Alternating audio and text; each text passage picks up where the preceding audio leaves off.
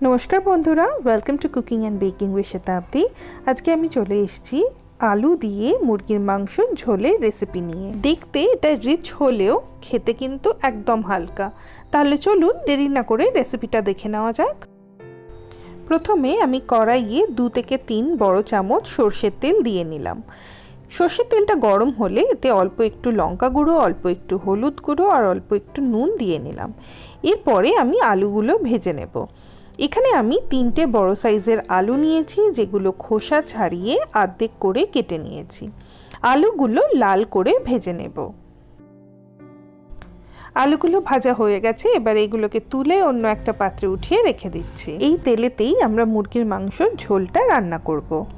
এরপরে তেলে 1/4 টিস্পুন লঙ্কা গুঁড়ো দিয়ে দিলাম। এতে ঝোলের রংটা খুব লাল হয়। এরপরে তেলে 2টো শুকনো লঙ্কা, একটা দারচিনি, 2টো এলাচ, 4টে লবঙ্গ, 4-5 খানা গোলমরিচ, 2টো তেজপাতা ফোড়ন দিয়ে নিলাম। ফোড়নটা ভাজা ভাজা হয়ে গেলে পেঁয়াজ বাটাটা তেলে দিয়ে দিলাম। এখানে আমি 2টো বড় সাইজের পেঁয়াজ বেটে নিয়েছি।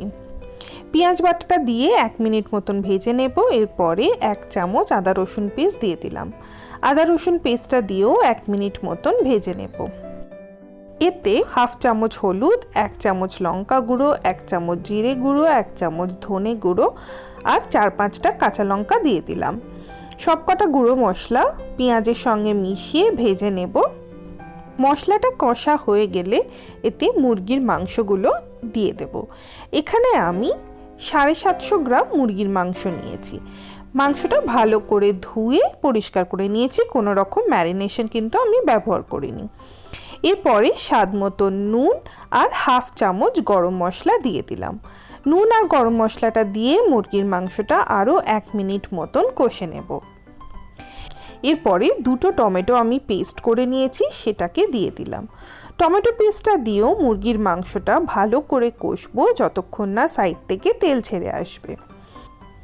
মুরগির মাংসটা কষে এসছে। অন্যদিকে আমি গ্রেভির জন্য গরম জল বসিয়ে দিয়েছি।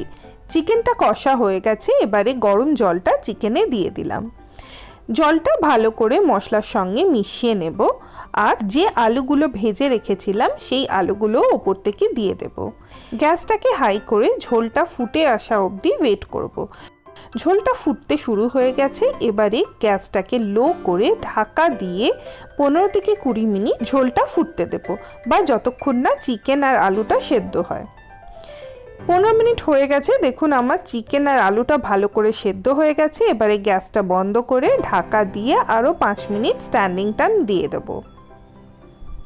5 মিনিট পরে ঢাকা খুললেই দেখুন আমাদের একদম লাল লাল দেখতে মুরগির মাংসর ঝোল তৈরি হয়ে গেছে।